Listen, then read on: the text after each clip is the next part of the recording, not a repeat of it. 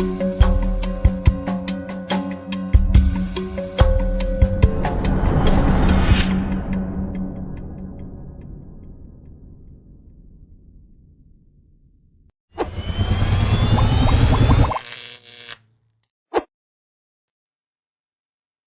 everyone, and welcome to Elektor Engineering Insights. I'm Brian Tristan Williams, and today we've got a fun one, especially if you love clever gadgets and 3D printing and a healthy dose of humor in your tech. This is EEI number 49, and we're talking invention, engineering, and viral projects that make you go, wait, that actually works? So joining me for the special episode is someone who's cracked the code of making engineering actually entertaining, Alessandro Placitelli, the electrical engineer and content creator behind the wildly popular PlatiTech channel. How are you? Hello, Brian. I'm doing great, and you? I'm good, thanks. I'm in Johannesburg, where it's raining. How things are in Miami? Well, so far, great. You know, the weather here is always nice, so yeah. Sorry to tell you that. Yeah, well, what you gonna do? It's Florida. Yeah. So he has over 440,000 subscribers on YouTube. That's YouTube alone. We looked at TikTok now, 300,000 there. And he's shown us everything from robot butlers to weirdly wonderful prototypes. So we look forward to talking to Alessandro, or Placi, as he's letting me call him. But let's have a word about our sponsor here. Let's talk Omnetics Connector Corporation. Here we go. It's a leading global provider of precision and high reliability electronic connectors and interconnect systems. For more than 30 years, they have engineered an extensive portfolio of innovative products with a special focus on micro miniature and nano miniature interconnects. Their connectors are among the smallest on the market and deliver exceptional performance in challenging work environments. As interconnect technologies continue to evolve, Omnetics designs next generation products that help bring transformative ideas to life. So visit omnetics.com for more information. Now, it wouldn't be an Elektor Engineering Insights if we didn't have the perfect giveaway. Ties in exactly with what Placi does. He does a lot of work on Arduino Nanos, so we'll be giving away 5 Arduino Nanos here, courtesy of Elektor. And all you have to do is watch the episode and enter the special code word on the competition page here, which we'll give to you about halfway through the episode. Make sure you're still watching then. And the link is there, Elektor-Engineering-Insights-giveaway. Now, let's get started and have a look at the comments first, see where people are. Frank De Hart joining us once again from Belgium. It's great to have you with us, Frank.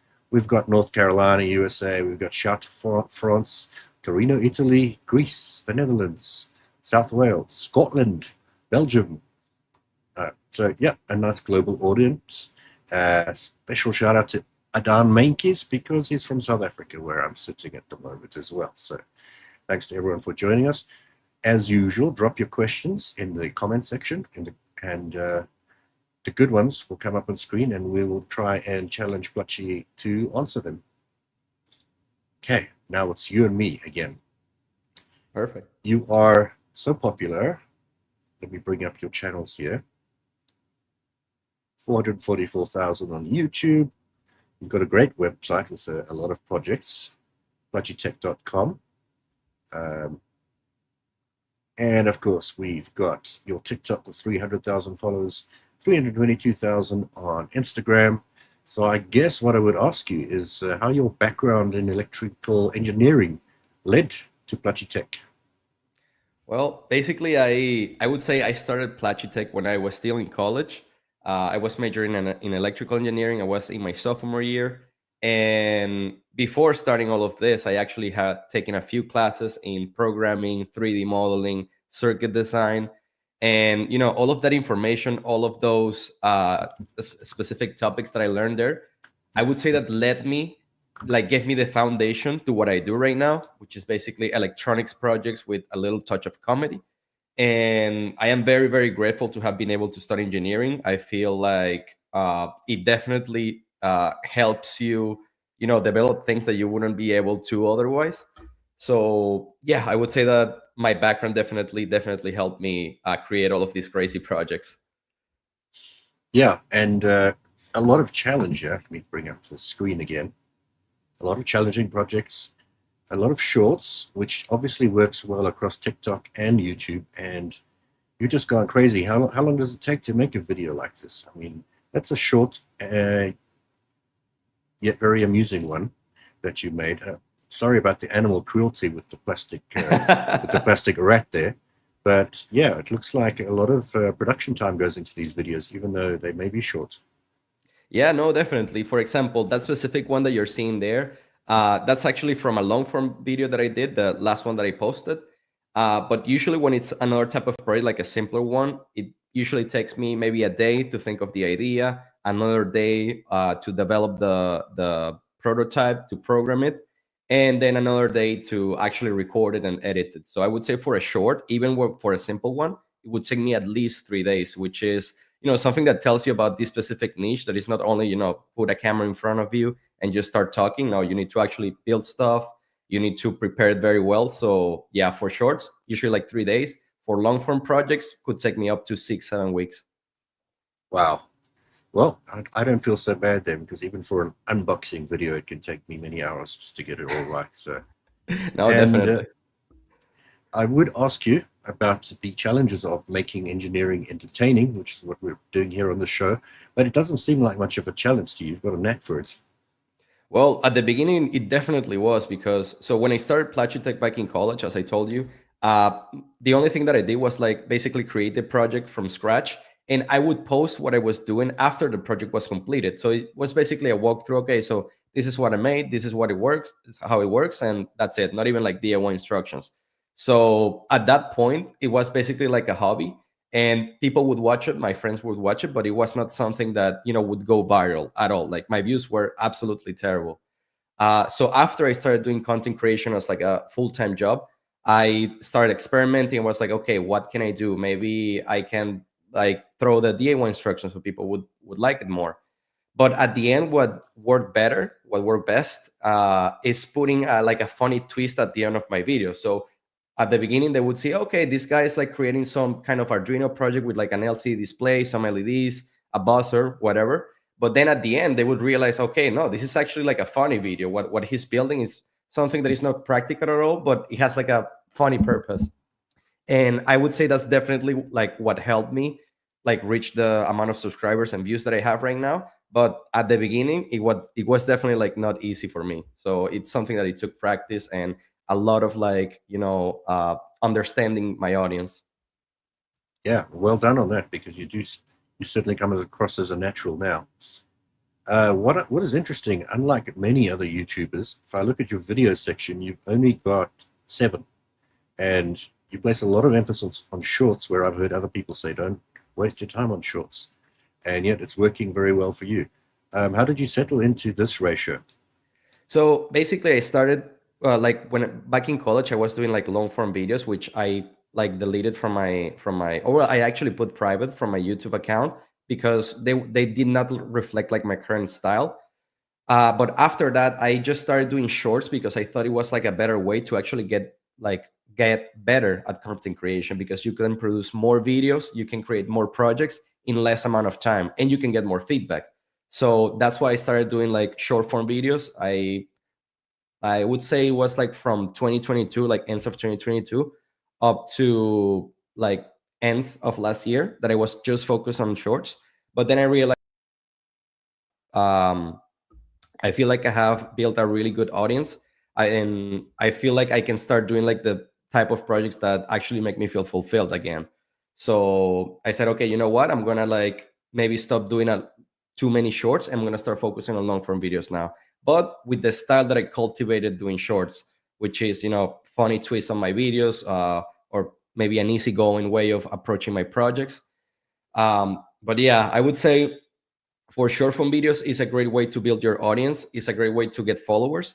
But at the end of the day, long form is what matters most, at least in this specific niche. So when people tell you that, it makes sense. But I would say that at the beginning, shorts were the better decision for me. If I had done long form, I don't think that I would have reached that far. Yeah. Now, when I was younger and a student and stuff, and I used to make stuff out of necessity because it was too expensive to buy the professional video transcoding equipment or something like that. So I would go to Elektor and get a project. But now it's not as necessary anymore. And how do you find that your desire to make stuff has evolved as you've gotten older and you've gotten more established? You still have fun making projects just for the sake of making projects? Yeah, definitely. Actually, like my goal in life is to maybe become a millionaire one day, just have a house. It could be like a house with like just one bedroom, but it has to have a big workshop. That's all I want to do in life. Just wake up and be able to like invent stuff, not even post it online. I don't care. I just want to like invent stuff. That's what makes me feel actually fulfilled in life. That's awesome. People talk about retirement and getting bored. And No, if you have a definitely passion not. like that, bring it on. Bring on the retirement. No, yeah, for You'd sure. spend all day in your lab.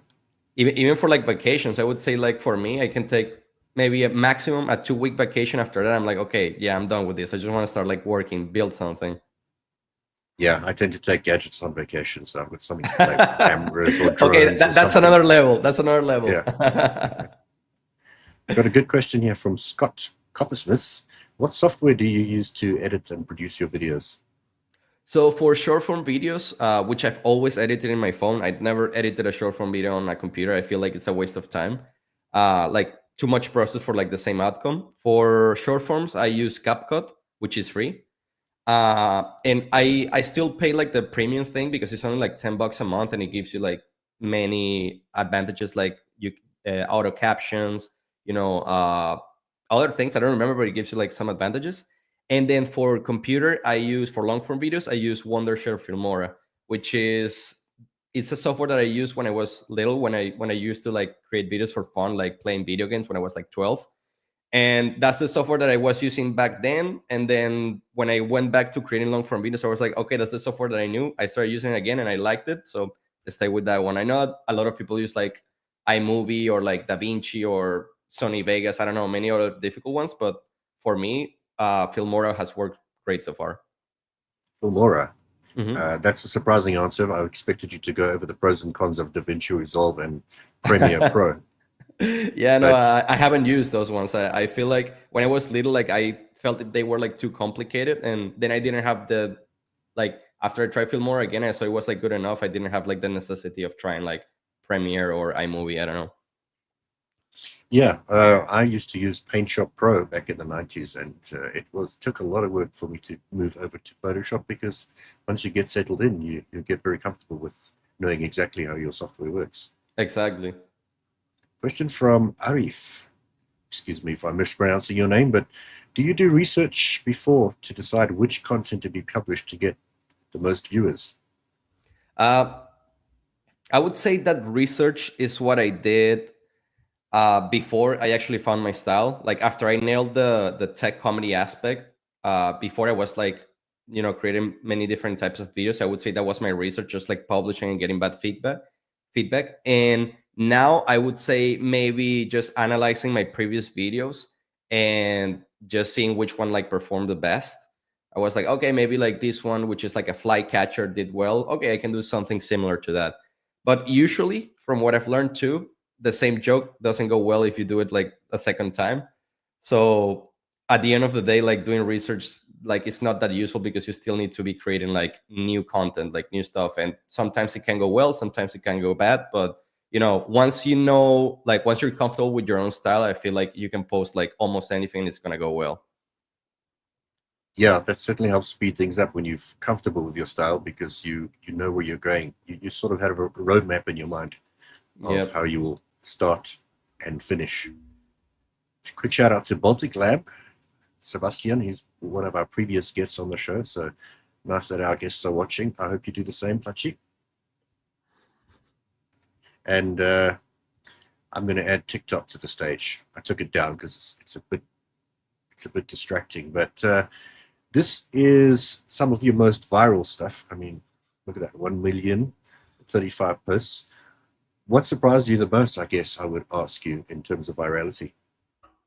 Well, that definitely like the projects that went the most viral were like the simplest one. Like I just needed to create something that was relatable to people and that had like a funny twist, an entertaining twist, and that's basically how TikTok blew up for me. So I was trying to create like very complicated stuff, and it didn't work. And then just grab an Arduino, put like an LCD display, a buzzer, and that's it. People are gonna love it.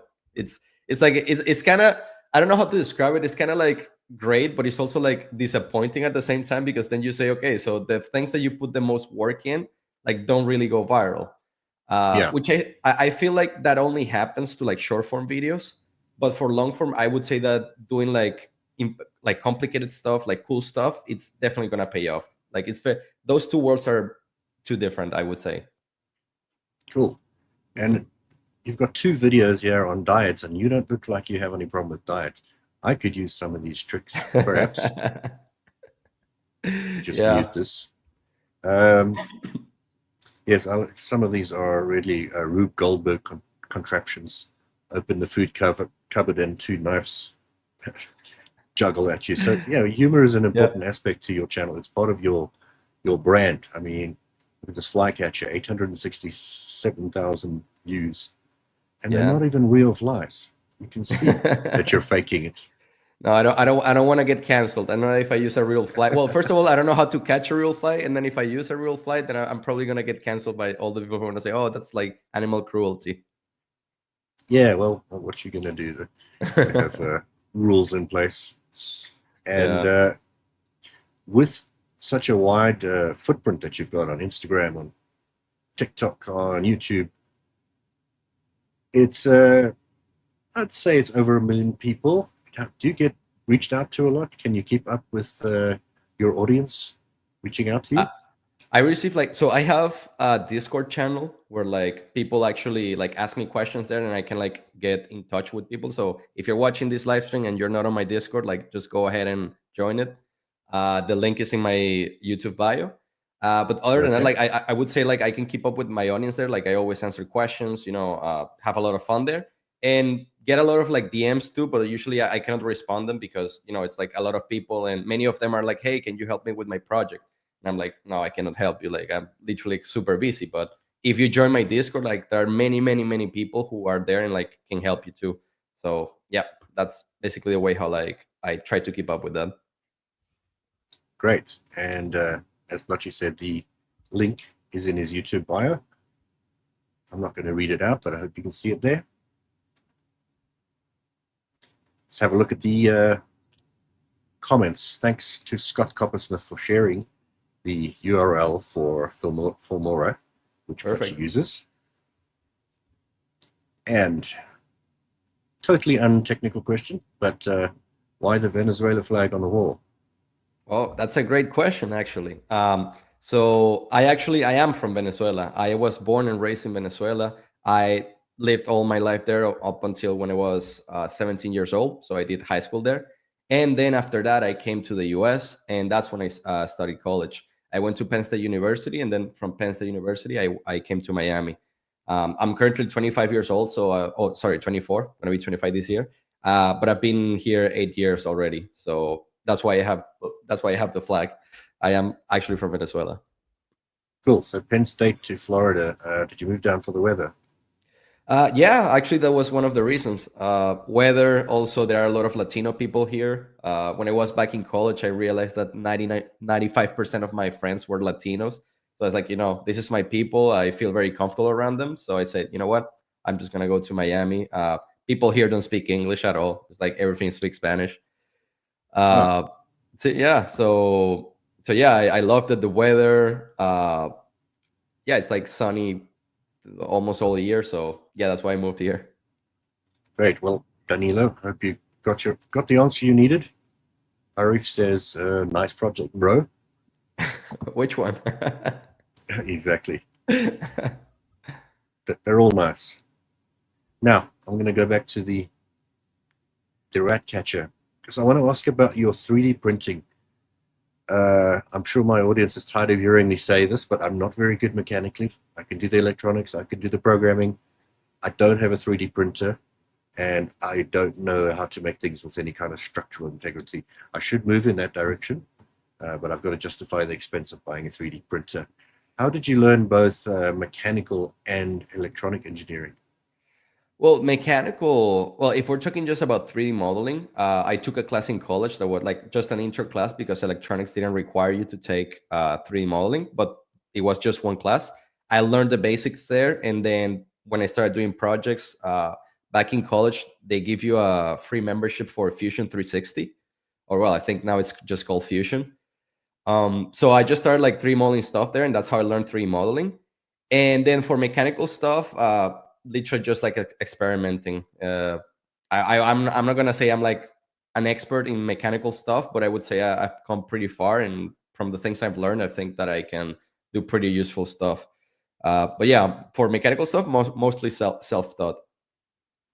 A lot of good stuff. I mean, this one's simple, but it stops you from biting your fingernails, which I could probably also do with. And but yeah, 3D printed once again. When you started with 3D printing, did you have challenges like complete fails and flops on the bed? Oh, for sure, for sure. Like my first 3D printer was an Ender 3. I remember I did the first test print, everything was perfect. The second one, and then the third one, and then the fourth one was all like spaghetti. So it's like, but of course, like right now, like I know there are like some printers like the Bamboo Labs that is like basically plug and play. You just like say, yeah, I want to 3D print this, and it's gonna be perfect.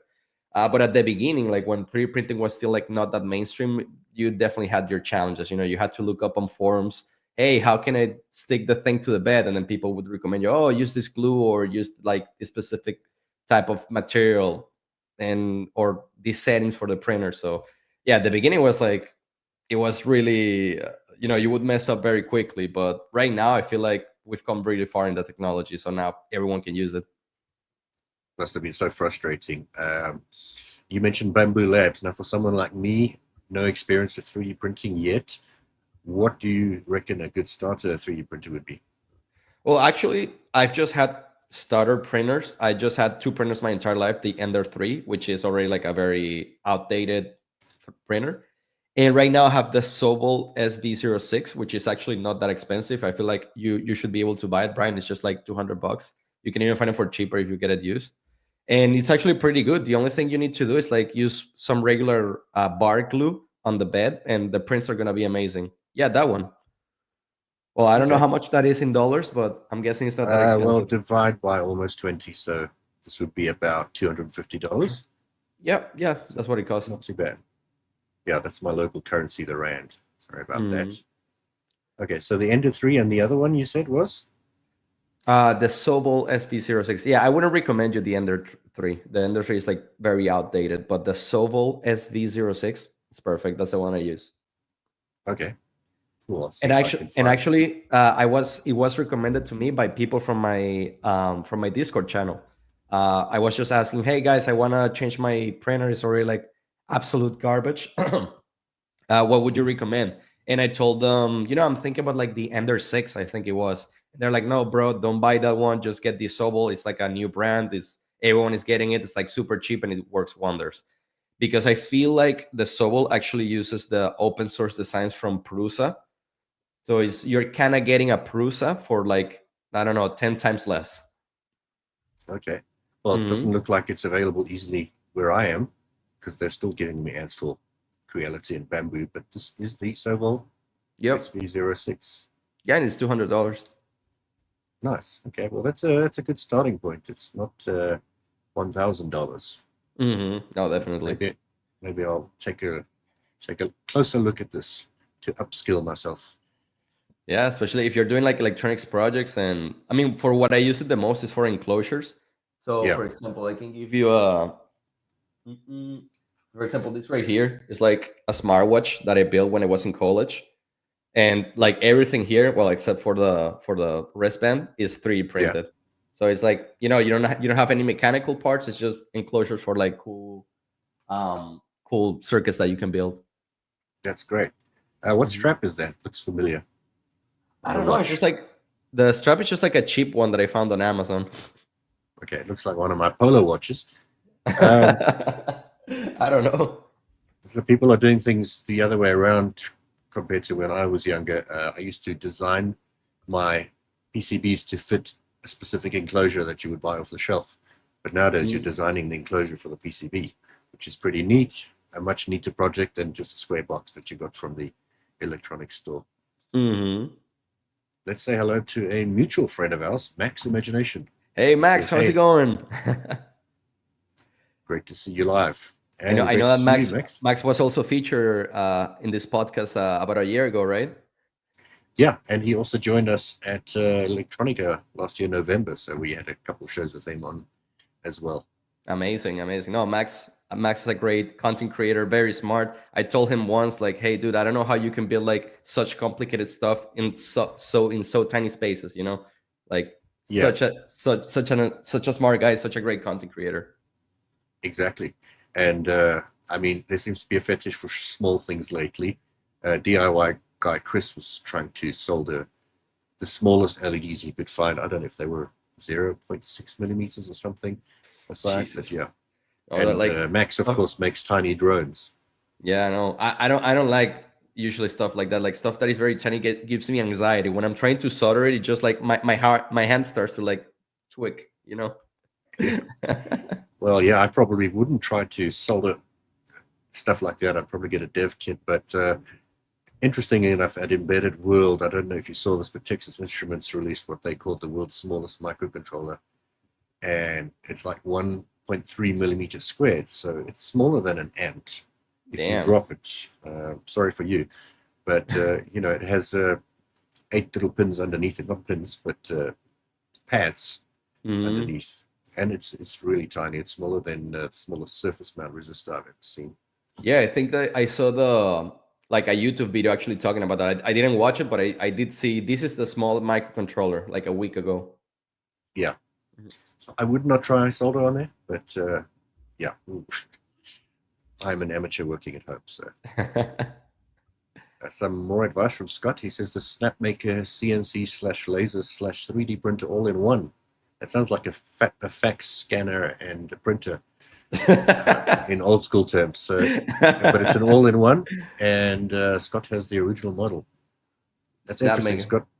Do you find you have to make any compromises because it's a multi-purpose tool? Be interesting to hear. Yeah. And Arif says he has the Ender 3 version 3 SE. I don't know what specific. I know the original Ender 3, the one that I had, but I don't know that specific one. I'm guessing like it's upgrade from what I have. So that's good. Great. And then, good question from Gordon.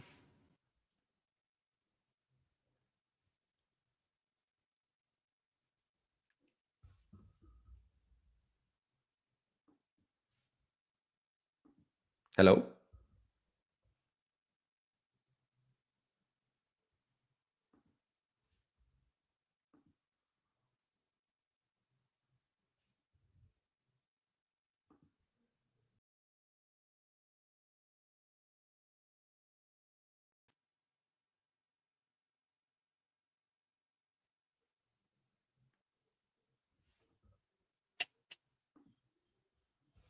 Hello? Sorry about that. I think we had an internet glitch. Can you hear me now? Yep. Suddenly I just lost connection. That's fine. It's terrifying when that happens. Sorry to the audience for that, but we're back online. You need backups for backups here. At least I've got electricity backup, but the internet connection is what it is. Okay, Indeed. sorry about that. Getting back to the question, the best 3D filament, what I was about to say is I guess there's no best. It depends on your application, right? Yeah, definitely. I mostly use PLA, which is like the most common one, and for all intents and purposes, like for what I do, it's great. I know there are other better ones if you want like more strength. If you're actually 3D printing mechanical parts, stuff that's gonna move, probably like PETG. I know that is a good one. If you want like flexible stuff, which is a completely different realm, then you should use TPU.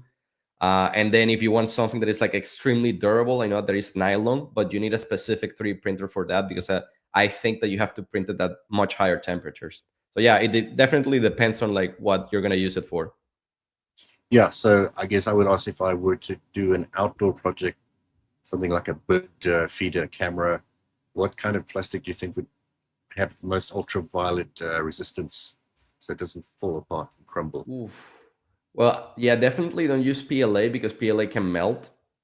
Um, wow, that's I guess PETG, but I'm not sure because I don't think I've ever printed something that is meant to be outside. Okay. Mhm. Good answer. Means go do some more research, Brian. Don't worry, Scott. I'm back. Temporary glitch in the matrix there on the internet. Now, I've got some more questions for you, but we're halfway through the show, so I just want to get back to the competition. I want to remind our audience of what we're giving away. This is exactly Blatchy's area of expertise. Arduino Nano, very versatile and very small form factor as well. I usually use the Uno because that's not my final product, but the Nano is a cute little product, and we're giving away 5 of these. You just need to visit our giveaway page, elektormagazine.com/elektor-engineering-insights-giveaway, and the code word for this month's Elektor Engineering Insights number 49 is Nano. Keep it simple. So good luck to you. And if you forget the code word, remember you can always rewind this because it will be on YouTube afterwards and all the other channels. There we go. Code word Nano, the case doesn't really matter. Uppercase, lowercase, whatever. The code word being Nano is like your password being password. Yeah, exactly. But, you know, that's a bit of a challenge for people to guess that I would have used Nano. You could have used Platchy or PlatiTech. True. Now, since we're more than halfway through, I want to look forward and ask you about some projects you're excited to explore in 2025. Well, I would say, so right now, I can give you like a little sneak peek of what I'm currently working on. I won't say what it is because I want it to be a surprise, but I can tell you it will have, I don't know if you can see it, but it will have a transparent OLED display, which makes like your projects seem like very futuristic. It will have touch sensors, a buzzer, and a very tiny microcontroller called Xiao SAMD21. And for now, like you can see, right now I programmed it so it like recognizes each of the touch sensors and produces a sound. I don't know if you can hear the sound. Probably you can. Okay, perfect.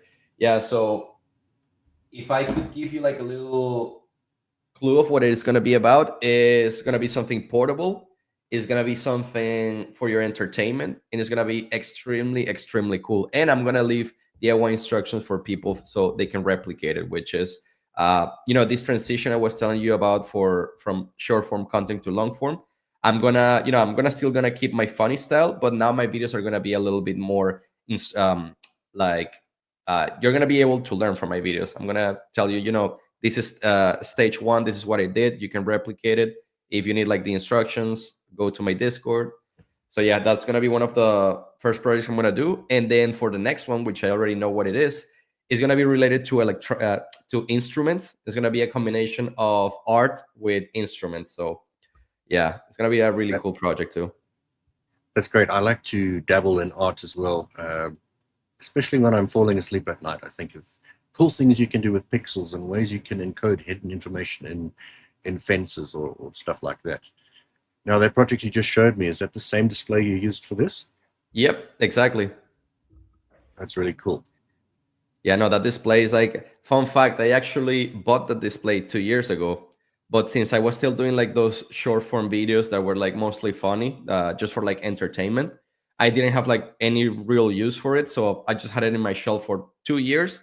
And then I realized like, hey, I actually have this component, which is absolutely insane. It's like a really, really cool technology. So, for my next long form video, I'm just going to use it. Like the project parted from the fact that I wanted to use the display for something. And that's when I started thinking, okay, what can I do with it? And that's when I came up with the idea that it's top secret, but it's gonna be really cool. Well, that's awesome. I mean, I always knew that LCDs could be transparent. I mean, we used to take the polarizer out of our school calculators, and then you could only see what you were doing if you held the polarizer to your eye. But I didn't know that you could get transparent OLEDs. Yeah, no, that's I would say it's a recently new technology, or at least like recently commercialized technology. So it's like really cool that now everyone can use it. Cool. And I think Robert is answering my question about plastics, ABS. What can you tell me about ABS? It's another type of plastic. I am not very sure what it could be for, but I know that it's like very resistant too. It's I would say it's similar to PETG, but I don't know. I don't want to compromise. Cool. I'll just ask ChatGPT, and then it'll hallucinate me the wrong answer. I'm sure. That's what I do. Like, I don't even use Google anymore. I'm just like, oh yeah, well, what's 2 + 2? ChatGPT. Yeah, I'm sure you could ask more creative questions than what's 2 + 2 though. But yeah, I use ChatGPT all the time. It's a conversational companion, especially the voice mode, where you can just leave it on and just ask a question. You know, I've got Alexa and I've got Google Home, and they're both good at different things, but they're both bad. And I've had since 2020, so that's 5 years, and they're still so stupid. And Amazon finally announced that they're putting real AI, well, as far as real as it gets today, cutting edge, into Alexa. But that's available where you are. I tried to have a look at it, and it said, sorry, the subscription service, $20 a month, is not available in your country. Fine, I guess I'll use ChatGPT. You have to pay for it. Yeah, $20 subscription to have an intelligent companion like you can get for free with ChatGPT. Yeah, for sure. Yeah, I don't think that's gonna be worth it yet. I feel like we should let it like go even cheaper. Yeah. Hopefully the one that definitely like needs an update is Siri. Siri is absolute garbage. Like, doesn't matter what they do, it's still garbage.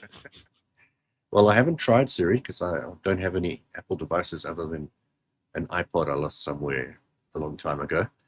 And I just know that they can be quite useless, not hearing what you're saying, or you ask a simple question and they say, sorry, I don't understand. Yeah, exactly. It's like sometimes I even like, I will tell Siri like, hey, can you play this song? And they're like, sorry, YouTube is not available. I'm like, why is it not available? You're just stupid. Yeah. Another comment from Scott. That's interesting. We have a lab here that prints glass from a fiber. Never heard of that before. Like, you mean actual glass that you can shatter and it's cold and hard to the touch? Oh, so, like it prints glass like as a 3D printer? Like that? Not sure. Scott, tell us more about that. That's interesting. Yeah, that's actually pretty cool, because like the applications for that is like, wow. Because there are some projects that I do, like I would benefit from having like a little like glass protection screen, you know, so you don't like poke on the screen. So yeah, okay, yeah, it is. That's actually really cool. Yeah. Now I'm trying to type in a URL to see something that Arif sent us. Hey, I typed in this long, complicated URL and I got it right the first time. He says he made a simple project using that touch sensor too, and that is the Let's project. see. Oh. Yeah, I can see that. Is that a buzzer? The white thing? Seems like a buzzer. Hard to tell. Yeah, it is a buzzer. Yeah, from the schematics. Yeah. Oh, interesting. Yeah, so it's very similar. Like, so you have like two of the components that I'm using, which is a buzzer and a touch sensor. Great. There's so many. I've got drawers full of sensors here. I'm not sure what to do with them all. They looked very cool to buy, but you know, most of the time I use maybe 10% of all the crap that I buy from, especially AliExpress and stuff. No, it happens. I still have like some. This is the first thing that I got from my shelf that I bought like 2 years ago, but I still have like 10 more things that I need to use. And Scott says that they use a laser to melt it. Okay, so yeah, I don't think that's something that you would have in your house then. Yeah. Although a laser cutter, you know, that's not impossible. How much have you worked with lasers? Not much, just like low power lasers, just used for detection systems. But other than that, I haven't really used like lasers that can cut through stuff. Yeah. One of the projects that sits in my mind late at night is, I thought about it when I was much younger, but the technology just wasn't there. Nowadays, I'm thinking with an AI camera and a laser, sufficiently powerful one, and if the camera is high resolution enough, you can set it up in an area where you think you're going to have insects crawling out at night and just zap them with the laser. Okay, Brad, I didn't know you were that evil.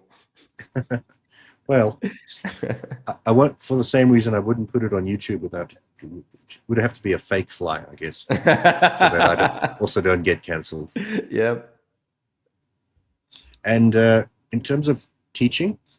You are going more toward the courses, as you said a bit earlier. Are you looking to monetize and have yourself on like a Udemy kind of platform and sell courses? I don't think so. I feel like my model for DIY projects, or at least like the model that I want to apply from now on, is just like creating projects on YouTube, giving the people the instructions, and I just want to monetize with views and sponsorships. So, but I don't think that I'm gonna be doing paid courses for that matter. Okay. Yeah, sponsorships work well when you have a huge audience as well. So, Yep. but courses, that's very long form content and that would take a lot of your time. Yeah, exactly. And like the courses, first of all, they have to be perfect. I know that I can mess up sometimes. So if I just posted the DIY instructions for free and there is like a small bug or small mistake, people are just going to tell me and then I can just, fix it. But, if it is a paid course and it has a bug, people are going to be like, hey, bro, I'm paying you, I don't know, $20 a Yeah. month for this stuff now, Yeah, I know the feeling. Mm. So now you're doing short form content in terms of these shorts. And if people want to take a deeper dive, where's the best place to go? Should they jump over to your website with your projects completed, or? So for my website, I have the projects that I built before jumping to short form content. So those are all the projects from, where I started in college until the moment that I said, you know what, I'm going to switch to like funny stuff for short form videos. But in terms of like my new long form, like if they see a short, it's usually going to have like the related video, the related long form content, and they can just, click on it and go to like the actual project. Oh, awesome. And speaking of which, we've got a CMBK_YT. I'm a big fan of your YouTube shorts. Well, yeah, Thank they are you, great CM. shorts. Just one thing that bugs me about shorts is that they play over and over again. I was watching a lot of your shorts, but if you forget to click on to the next one, you just hear the same thing 3 times. You've got to keep clicking. I mean, I feel like that happens to Reels and TikToks too. It's like short form content in general. The worst part is like when you're like, for example, in the restroom and then you're like watching a video and then you leave your phone there to like wash your hands. And while you're washing them, like the video just repeats like 10 times. You're like, please stop. Yeah, I wonder how many people had a medical emergency and fell and broke their hip or something and couldn't get up, and the computer just kept playing the same short for the whole weekend. Wow, that would be actual hell. I like your party goggles here. Yeah, I actually have them here. Let me show them. Nice. Let me take this down quickly so we can see. Yeah, I used them for like a costume. I was like a crazy scientist. Wait, let me turn it on. Ah, very cool. Any RGB in there? Yeah, these are all cool. RGB lights, and here in like so I built this kind of like control thing where I have like an Arduino Nano, a battery, and a battery charger. Well, that's great. You won't have any trouble being remembered at parties like that. No, yeah, definitely. That was like so back when I was in college, that like I made it when I was in college, and the Latino people, they would make a big party in a barn because Penn State is like basically in the middle of nowhere. So they would just rent a bar, put a DJ and create like a Halloween party called Halloween Weekend. And it was like super cool. Like one of the best parties I've ever been to. Nice. You didn't invite me. I didn't know you yet, Brian. Next one. Is the smartwatch prototype? Yeah, that's the one I told you about. So that's that like version 2. That version I did it with a friend of mine who's a computer scientist. And I wish I could show it to you. Like I have it here. I wish I could turn it on, but like the battery died a long time ago. But that smartwatch actually helped me be featured in like my university's newspaper. And it was like a really cool experience. Cool. Maybe I can see a bit of the display on when your battery did work. Yeah, for sure. You can see it there. And for all the people who are watching, basically all of those videos that you can see there on my website, they are on my YouTube, but they are private. So the only way to access them is going to my website, PlatiTech.com. And then you can see all of the personal projects I did before like switching my style. And, it's all documented there. Well, that makes sense. So because you changed the style, you made these videos unlisted. Exactly. Yeah. And of these, I see your most recent one was 2023, was before you moved over to new forms of content. Mm-hmm. I love these Air Force One Spectrum that you got going here. Yeah, I have them here too. Nice. Let's see, right? Those are great. So it has a cover, yeah. So basically it has a touch sensor here, and when you press it, you just turn the shoe on. And it has like several modes. For example, this one is like solid color, so you just like press the button and it changes. So I know that it looks like very whitish. That's because I have like a light in front of me, so the color doesn't look very well. But for example, it also has this mode is like it detects the orientation of the shoe, and then if you put it like this, then it's like if it were water, just go in the direction of gravity. If you put it like this, it's just like middle, and if you put it like this, it just goes down. Was a really good project. I did it with like another friend of mine from college. He had a small business in which he painted Nikes for other people, and yeah, that's the guy. His name is Will, and then I just met him and I was like, hey, dude, we should do like a project together. And he was like, yeah, for sure. And then the project was basically, I'm going to modify a shoe to make it look futuristic. And then you're going to put the final touch by, painting it. And, honestly, it's like probably one of my favorite projects I ever did. Yeah, well, it caught my eye for sure. I don't want to show the kids because they will definitely want that. Yeah. It's not just colorful. You've got accelerometer in there, I presume. Yep. Amazing. Training device. Yeah, I did that for a friend of mine too. She was a D1 athlete actually in fencing. She told me, hey, can you build me like one of these devices for like, I think it's like agility and speed. So basically it's just that uses touch sensors and it has like those 4 lights. And basically when the light turns on, you just have to like press it. And it's like, it's random. Okay. It kind of reminds me of the Simon toy, but except this is not testing your memory, it's testing your speed. Exactly. It's great. And of course you're showing off the Penn State swag there. Mm-hmm. Yeah, because you obviously yeah, carry on. No, I was just gonna say that, like, yeah, since she was an athlete, she always wore like the Penn State stuff, the backpack. I was like, you know what? I am paying you, like, I'm paying tuition and I'm paying for your stuff because you're, when you're an athlete, you get all of that stuff for free. Yeah. Sorry for you then. Now, This was obviously helpful for her. How many of your projects have you either done for other people to help them out with some personal endeavor, or maybe some of your fans have said to you, know what, this was really helpful for my mother or something who had some sort of challenge?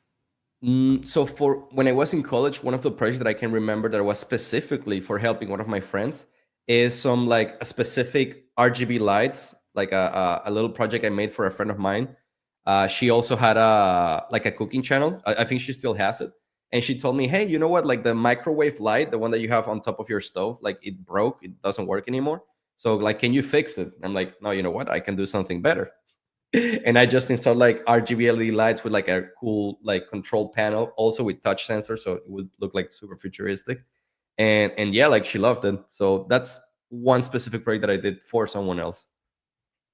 Well, that's awesome. I mean, I've seen solutions for some people, but they did not look good. For example, I knew someone whose remote control broke for their satellite receiver, and instead of just getting another one, the well-meaning electronics guy just put in these giant switches to replace the normal remote switch, the rubber ones. So, okay, it didn't look good, but it worked, I guess. Yeah. Here's a question and an answer. Christian asked, what touch sensor do you have? Notice that it works through a material. Well, and then here's the answer. Okay. I'm not sure if he's talking about the other video or yours, but TTP223? Yeah, I think it's the same one. Yeah, if you had asked me the model, I really wouldn't have been able to give you an answer because usually when I buy them on Amazon, I just put like touch sensor and I know what they look like. So I didn't have the model on top of my head, but yeah, it's exactly that one. Cool. We've got a few minutes left, so let's jump into the future again. We both spoke about using ChatGPT, but that's just one of the many AI services that you can get. everything from routing, which I believe is not PCB routing, which is not good yet from what I've heard, to image generation, voice cloning. If you get sick, you can still make a video with a voiceover. How many AI services are you using in your day-to-day? Right now, I'm only using ChatGPT, and I don't even pay for the $20 version, just like the free version. And I usually, employ it for writing emails or for brainstorming ideas. Usually, just like I talk to ChatGPT, he gives me absolute trash ideas, and then I tell him, no, but what about this? And he's like, oh, Yeah, okay, yeah, maybe that. And then I believe that conversation, like me talking to ChatGPT, is like good because it helps me get it out of my mind. But in terms of like actual good ideas, ChatGPT doesn't give you any. It's just like absolute garbage. It's not good for like creative stuff. yeah, I've noticed. Don't take the first answer you get. A lot of Hmm. people do though. Like I see a LinkedIn post that someone's going to do a speech at some conference, and then you read the whole few paragraphs, and you can just tell it's all ChatGPT. It's like, we will delve into the realms of this and that, and this stands as a testament to the whatever industry that they're in. I don't want to give away Yeah, names, but I believe people were saying that the word Delph started appearing in essays a lot in the last couple of years. yeah, and that it's become unpopular with me for that reason. I try to avoid using the word delve, because then people will think I used AI. But as you say, don't take the first answer, but it is great for brainstorming. You can say Hmm. what if and what about, and Yeah, just for keep sure. going into. If you just think for like ideas, if you just think of ChatGPT as a therapist, I would say it works perfect. Just like just get it out of your system, and then you're gonna come up with something. Yeah, and something again with the kids that are, we're living in 2025, and they'll only do their homework using the actual physical textbook, or they might Google something now and then. And I'm like, guys, you got a tutor that can actually talk to you with a voice, and you can ask Hmm. questions, and you've got a teacher at your hand. Just not that interested, at least in my household. Now that you mention it, like I'm wondering if like the tutoring like industry is gonna go like downhill with ChatGPT having a voice. Yeah, well, a lot of industries have had to adapt. I'm not sure how much they're hurting, but it is something I think we're all worried about.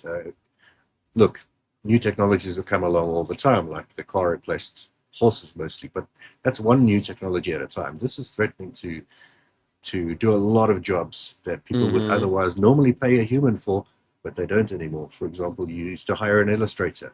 Now I just see AI pictures all over social media. I don't like it, but that's what people are turning to. It's so Yeah, quick and easy.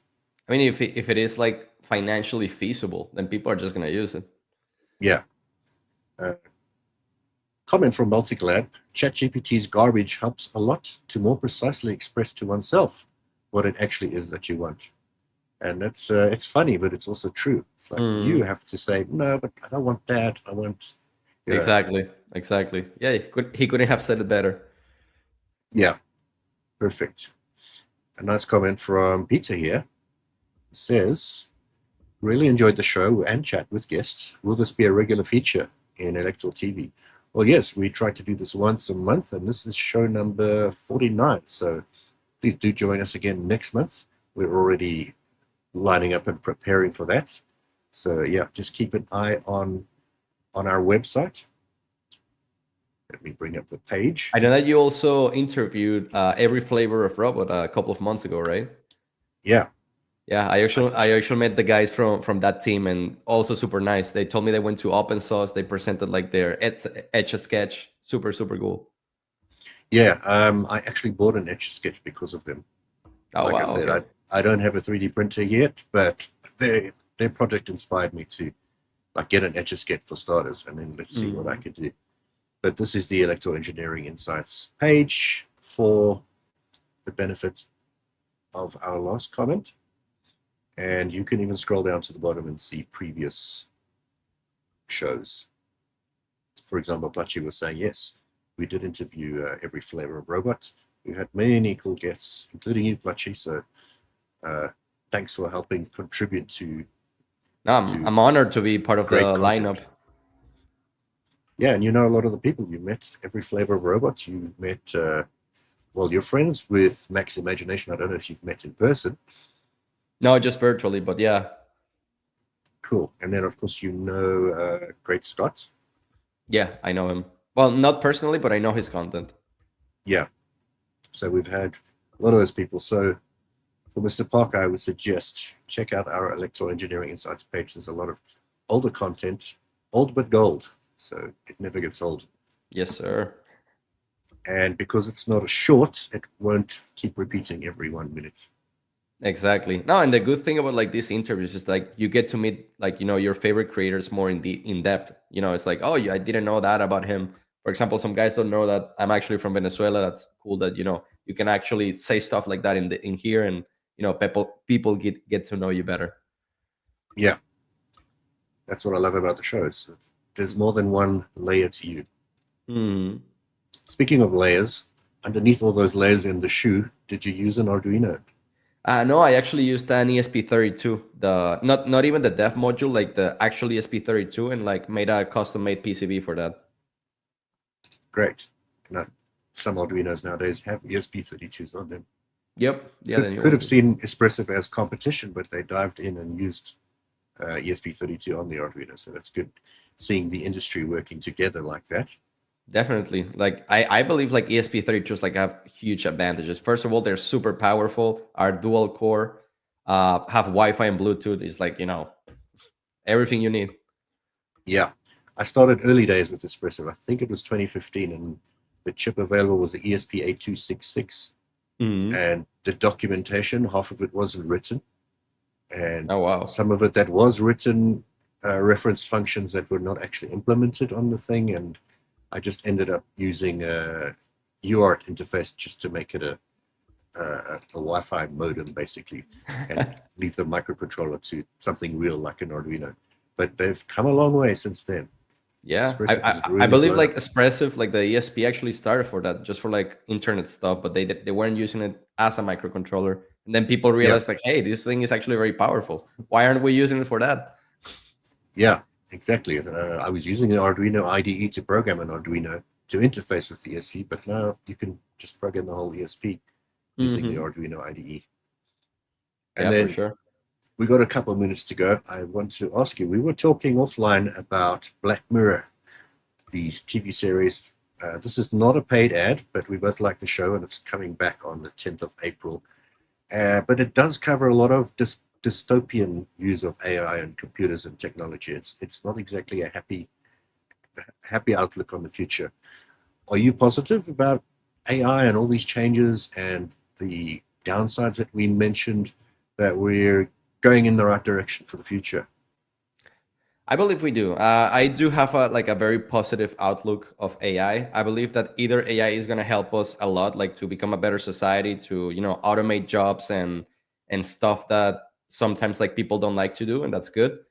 Or AI is going to kill us all. Either ways, like we're not gonna we're either not gonna be alive to see that, or we're gonna have a great life. So it's a win-win. Yeah, won't change the fact that Terminator 2 is one of my favorite movies anyway. Yes, sir. Okay, well, Plachi, I want to thank you very much for joining me for this hour. Very interesting conversation, and I think our audience enjoyed it as well, judging by the comments and compliments and questions. So, very engaging conversation. Love your projects. Luckily, you're so prolific that I haven't seen all of your content yet. So I'm gonna delve into the realm of PlatiTech and take a deep dive. Amazing. Well, thank you very much, Brian. I really, really appreciate you having me here. It's an honor, as I was saying. Elektor is such a like prestigious organization, so it's just amazing to be here and be able to talk with people, answer questions. Give a little more info about myself, about my past, my future, and yeah, then generally having a conversation with you. You were a great host. Thank you. And speaking of your past and your future, good luck with your future. You've got some exciting things coming up in 2025. Maybe we can catch up again in a few months, see For what you've been sure, up for to. sure. So thanks once again to Alessandro, or Plachi, as we call him, for joining us for this hour, and to all our loyal audience from all around the world. Some of the same names we keep seeing. Thanks for joining us. And as I always say, wherever you are, good night, good morning, good afternoon, good evening around the world. And I guess goodbye. you.